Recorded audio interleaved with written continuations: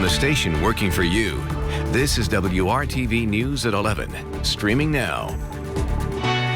Thanks so much for staying up late with us tonight. I'm Nicole Griffin here with meteorologist Kyle Mounts. And Kyle, we want to get right to the outlook for the rest of tonight and into Sunday morning.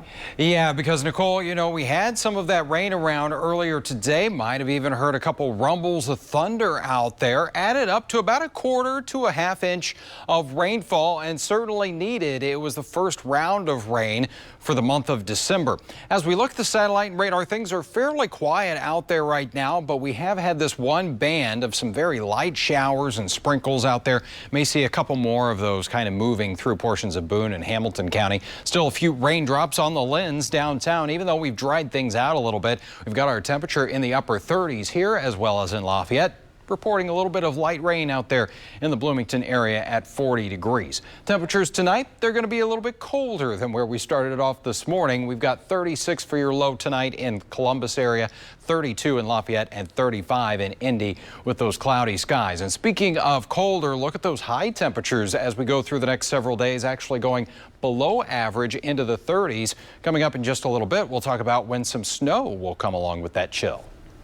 All right, Kyle, thank you. Now to our continuing coverage of the coronavirus and its impact on Indiana. The state health department says another 7,542 Hoosiers have been diagnosed with COVID-19. 85 more Hoosiers have died, bringing the total number of deaths to 6,458. Since March, more than 419,000 Hoosiers have tested positive for the virus. More than 4.8 million tests have been administered in Indiana. The FDA has granted emergency use authorization for Pfizer's coronavirus vaccine as cases continue to rise and the death toll in the U.S. approaches 300,000. Distribution efforts are already underway with healthcare workers expected to be among the first to receive the vaccine. Here's ABC's Ty Hernandez with the details. The FDA issuing an emergency use authorization for Pfizer's COVID vaccine for people 16 and over, saying the vaccine's known and potential benefits clearly outweigh its known and potential risks. This vaccine met the FDA's rigorous standards for quality, safety, and efficacy. Science and data guided the FDA's decision. HHS Secretary Alex Azar and General Gus Perna monitoring distribution efforts from the Operation Warp Speed Vaccine Operations Center. My guidance was to ensure this precious commodity is received by the trained professionals at each state. I expect the first shipments to arrive Monday morning. Hospitals say they've been preparing for this day. We've actually been practicing because there are some special handling requirements for this vaccine. So we have everything scheduled in detail and we're ready to go. Healthcare workers will be among the first to receive the vaccine. I'm excited. The team is excited. We're ready. We're signed up. We have our scheduled day. Let's do this. Pfizer's clinical trials have shown the vaccine to be 95% effective with no severe side effects. But there is concern after 2 healthcare workers in the UK had serious allergic reactions after taking the vaccine. Both have a history of severe allergies. Dr. Anthony Fauci says this should not deter Americans from getting vaccinated. You stay alert for it and you keep a situation so that if it happens again, that people are in a facility that can take care of them. A vaccine can't come soon enough as the country continues to see a growing number of cases of the virus. California breaking records in daily cases, total hospitalizations, and deaths. The San Joaquin Valley reporting 0% available ICU capacity. And New York City once again halting indoor service at bars and restaurants on Monday amid a troubling surge in coronavirus infections. Ty Hernandez, ABC News, New York. Ty, thank you. We learned today Ball State University President Jeffrey Mearns has tested positive for COVID-19. Ball State says Mearns took a test Friday morning in preparation for attending Ball State's football game today. The school says President Mearns is following CDC guidelines and all standard university protocols. That includes having completed the contact tracing process. Both Mearns and his wife are quarantining at home without symptoms. A second Central Indiana Walmart store will be closed for 2 days while it undergoes cleaning. Walmart says the store located on South Emerson and Beech Grove closed at 2 o'clock today and will reopen at 7 a.m. Monday. Third-party cleaning crews will clean and sanitize the building. The drive-through pharmacy will remain open. On Friday, Walmart announced the Village Park Plaza store in Carmel will be closed for cleaning until 7 a.m. on Sunday. The company says it's part of their mission to keep employees and customers safe during the pandemic. The pandemic is forcing people to get creative as trips are canceled and people have to adjust plans to stay safe. An Indianapolis group known for broadening the horizons of students and showing them what the world has to offer outside of the Circle City is one of the groups that are adapting. WRTV's Troy Washington is showing us tonight how they're working to still provide experiences for kids during the pandemic. I was literally scratching my head as I'm doing now. I was scratching my head like, what are we going to do? When Claudia White started Youth Global Perspectives, it was because she wanted young people to get out of Indianapolis and experience other cultures, to leave their comfort zone and see there's so much out there to explore. If we aren't able to travel, how can we bring travel to us? WRTV talked with White back in March. Back then, the group had a trip to Spain planned for summer 2020. It was hard to let go of the Spain trip, and it was going to be for 21 days. And then, boom, COVID hit. The trip was postponed. The pandemic has challenged the group. It gave us a chance to take another look at the organization and come up with ways to be innovative, because had COVID not happened, we probably wouldn't even been thinking about other ways to travel. And she really wanted to give the children something to do. Doing the same thing over and over again and seeing the same things over and over again, it's overwhelming for them, and it's like it gets boring and played out. After thinking really hard and doing research, White came across Tech Row and their virtual reality program. The Everson Family Fund gave us a grant to purchase the virtual reality headsets and the content so we can continue to have it. The virtual reality piece is also helpful for financial reasons. Some families aren't able to raise a portion of the money for their trip, so if they just want to have their kids signed up with the virtual reality program, they can still have some experiences until they're able to be able to fundraise and raise the money that it would take to go on an international trip or even a national trip. Now all 15 of the students in the program have some place to go thanks to the power of technology. White thinks the new edition will even help once they can physically travel again. Working for you, Troy Washington, WRTV. All right, Troy, thank you so much. Well, the Spain trip has been moved to summer 2021. If you have a student interested in participating or you'd like to support the group, we will put all of their information in this story at WRTV.com. Every year, hundreds of thousands of hungry Hoosiers depend on food from Gleaner's Food Bank of Indiana. But this year, as the pandemic continues to impact local families, the need is greater than ever before. Today, Gleaners teamed up with their partners at Midwest Food Bank and Second Helpings and Anthem for a drive-through food distribution event. It was held at the Indianapolis Motor Speedway. This is the third time Gleaners hosted a mobile food distribution event at IMS this year. Leaders say out of the 21 counties they serve, Marion County is seeing the largest increased need. A box truck in at 8 o'clock. There was traffic lined for miles down 16th Street, so that just tells you a little bit about the need. I'm a native Hoosier, and I love being here to see something good happening in a place that largely goes unused most of the year. And the heart of the community and the compassion that the folks have at the Indianapolis Motor Speedway to not just give people food, but show them hope. So everyone that receives food today is going to go home and be so thankful for it. And they're going to realize it's someone they don't know, who they'll probably never meet or can't really think, has cared enough about them to show them unconditional love. And tomorrow's going to be a day filled with hope for them because they know they have a community that supports them. To give you an idea of the increased need right now, in 2019, Gleaners provided more than 35 million meals to the community. This year, they have provided more than 72 million. That is a 107% increase, according to Gleaners' 2020 year in review stats. In order to continue serving the community right now, there is an urgent need for volunteers. Every hunger relief organization, really every social service charity is struggling now to find enough resources to do many times more than normal work. For Gleaners, it's double. For Midwest Food Bank and Second Helpings, I think it's a similar thing. We need additional funds to buy the resources to feed more people. But the other thing that we're all struggling with is volunteers. Well, right now on the WRTV News app, we do have a story connecting you to opportunities to volunteer with Gleaners. Midwest Food Bank and Second Helpings are also in need of help as well for both volunteers and donations to help families right here in Indiana.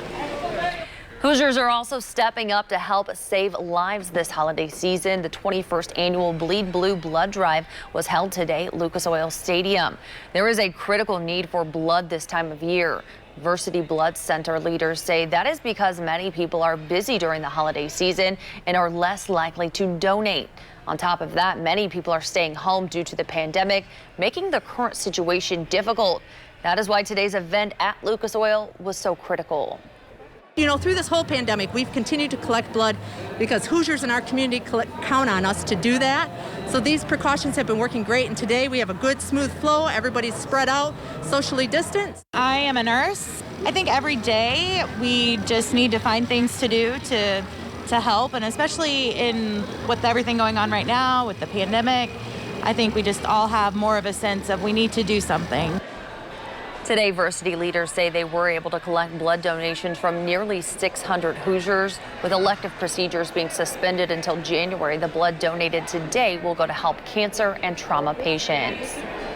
Tonight, 33 kids here in Indianapolis are now ready for winter thanks to the Indianapolis Fire Department. The IFD Clothe a Child program helps children in need of assistance. Today at JCPenney at Greenwood Park Mall, firefighters bought kids a warm coat, clothes for school, and new shoes for the winter. Firefighters teamed up with the children for 1 hour, 5 at a time, so each kid could have plenty of room to spread out and get one-on-one attention. They get some new clothes, they get some gifts, they get some quality time with firefighters, which normally when they're dealing with firefighters, it's usually in more crisis situations. And in this situation, it's a fun time for them. IFD spent about $8,000 this year. The money comes from donations through gifts and the Fill the Bell program. If you want to help children for next year, firefighters will be out at Castleton Square Mall near Macy's leading up to December 23rd every day collecting spare change. Sad news tonight about country music's first African-American superstar. Coming up, remembering the legendary Charlie Pride, who passed away earlier today.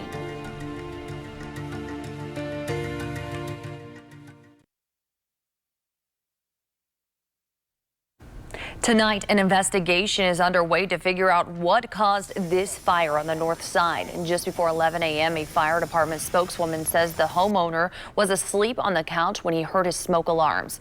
It happened on Greerdale Road, that is near 62nd and Grandview Drive. After finding heavy smoke and a fire in the bedroom, the man evacuated with his dog. He told firefighters the room where he believes the fire started had a space heater in it, but he is not sure if it was on. It took firefighters about 30 minutes to get the fire under control. No one was injured. He was one of country music's first black superstars whose rich baritone helped sell millions of records. We learned today that Charlie Pride has died at the age of 86 of complications from COVID-19. Pride released dozens of albums and sold more than 25 million records during a career that began in the mid-1960s. Among his memorable hits, Kiss an Angel Good Morning, Mountain of Love, and Someone Loves You Honey. He had 3 Grammy Awards, more than 30 #1 hits, and was inducted into the Country Music Hall of Fame in 2000. He is survived by his wife of over 64 years, Rosine, 3 children, and several grandchildren. Dogs may be able to be trained to detect COVID-19 in humans. That is according to a study published this week. Detection dogs, like those that sniff drugs or explosives at airports, are taught to sniff for certain infections and diseases. Now some countries are exploring the possibility of using those types of dogs as a rapid, reliable, and relatively cheap way to pre-screen people for COVID-19. Researchers took sweat samples from 177 patients at various hospitals. 95 were positive for COVID-19 and 82 were negative.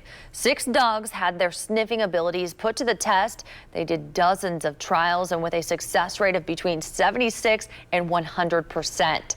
Experts say it's a promising first step, but more work is needed. With COVID cases surging and people taking extra precaution to disinfect, Clorox wipes are still in high demand. Americans have scoured stores and the internet for wipes that protect against viruses, only to come away empty-handed. Clorox says the wipe shortage could last until mid-2021. Officials say the company is producing more wipes than ever, but the demand is staying incredibly high. It's the third time since the pandemic began that Clorox has pushed back the time frame for easing the nationwide shortage. Don't be surprised if you get a mask in your Christmas stocking this year. A survey by market research firm NPD Group showed 3 in 10 people plan to give a mask as a stocking stuffer this year. Nordstrom created an entire mask guide on its website. Children's clothing company Hannah Anderson says its holiday masks are so popular it added an adult line as well. Marketing experts say the masks have become a way for people to make a statement about themselves, their favorite band, or even a sports team. The U.S. Postal Service and several retailers urge you to place your orders soon if you want gifts to arrive in time for the holidays. USA Today reports the Postal Service is flush with packages and short on employees available to process them due to the pandemic. It says to place your ground orders by Tuesday if you are sending Christmas gifts with UPS, FedEx, or USPS. Retailers like JCPenney, Lowe's, Kohl's, and Bath & Body Works also say you should shop soon to avoid expedited shipping fees. All right, Kyle, I know you've been on top of it. You've got your Christmas shopping done, right? Well, the shopping part might be done, but yeah, I got to get some things in the mail. So I haven't even started. You haven't started I'm behind. shopping? No. Oh. I'll get it done. Yeah. It's fine. Yeah, you got a couple days coming up here. Got a little work to do. We'll get on that. All right, temperatures out there right now, 39 degrees. Feels a little bit colder, though. Feels like 31 as we've still got that west wind around 15 miles per hour for us. And the colder air has been funneling in from the north and west throughout the day. So we do find still a couple of lower 40s around Columbus and Connorsville, but it's 38 in Lafayette and 37 in the Tipton area. The rain that we had earlier in the day, that is pushed well off to the east. Just a couple of sprinkles, very isolated showers out there for us for the rest of the night. You notice, though, this thick shield of gray cloud cover, and we are going to be sticking with that here throughout the day on Sunday. Here's a look at TrueCast, 9:30 in the morning. Not expecting to see much in the way of sunshine. Now it's trying to break out a little bit of bright sky here midday as we get into the western portion of the state, but you notice that fills right back in with clouds, and we'll be brushed by a system off to the south and east. Might see an isolated shower that sneaks in around Seymour toward Columbus, Greensburg, Connorsville, areas to the south and east of there, I think, and that would be tomorrow night. And it should be of the rain variety. Here's a look at our Sunday forecast, though. Lots of cloud cover. Temperatures a little more seasonal for this time of year, as we'll be at 37 degrees for you at 10 a.m., 39 at noon, and we'll get to the lower 40s for that afternoon high. About 42 degrees or so in the Bloomington area, and Lafayette 41 in Muncie. Even a little more chilly here as we go into the week ahead. Those high temperatures only going to be in the 30s Monday through Thursday for us. And we've got the chance for a few snow showers. Haven't really had that in the forecast, but as we go toward midweek here, a look at TrueCast by 11 a.m. on Wednesday morning shows a few of those snow showers moving through. I think it would be very light accumulations, but we might see a little bit from that before it becomes a bigger storm heading into the northeast. 7-day planning forecast shows that chilly air that's going to be in place here. Highs in the 30s. We got lows in the 20s for you.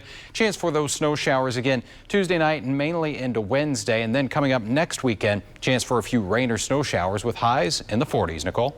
All right, Kyle, thank you. The Pacers' new coach making his debut and the team getting its first December test just 10 days ahead of the regular season. We'll have some highlights and reaction, plus a crazy ending for Ball State's football team. All of that when the news at 11 continues.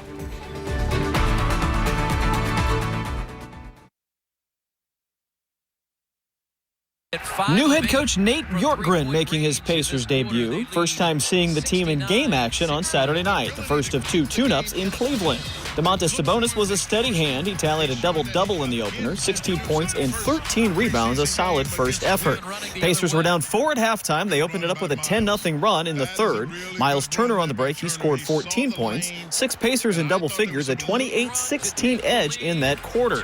Cleveland made a run to come back and take the lead. With 4 minutes to go, one of the Pacers newcomers knocks one down. Draft pick Cassius Stanley with the three-pointer gave the Pacers a 4-point cushion.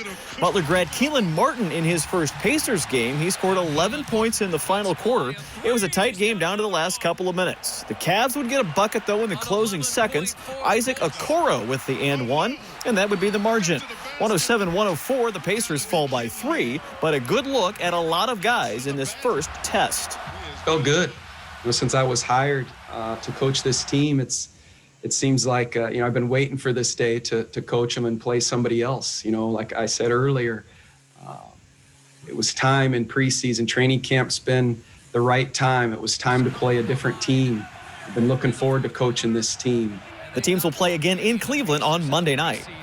A wild Saturday for the Ball State football team. A division title was on the line in Muncie Saturday. Ball State fell behind Western Michigan by 2 touchdowns as the fourth quarter began. Cardinals tied it up with 2 quick scores. The second of those, a 55-yard touchdown pass from Drew Plitt to Justin Hall.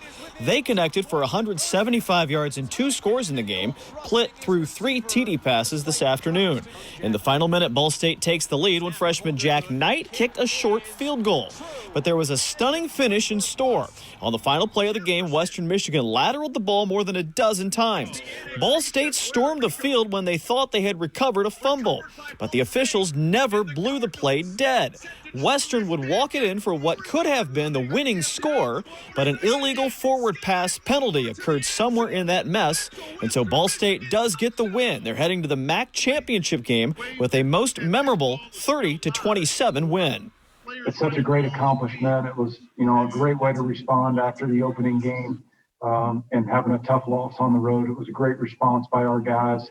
The rest of the way there, we knew how critical it was to truly approach it one game at a time, and we knew what had to be done in order for us to accomplish our Detroit mission. We just been grinding so hard for this. It almost doesn't seem real. Almost, I guess it haven't hit yet, but we really finna go play for the MAC championship, and that's what I came here to do since my freshman year. The fact that we're all seniors now, this class 2017 class, the class 2017 class is something special. The Cardinals will play Buffalo for the conference crown in Detroit next Friday night. Brad Brown, WRTV Sports.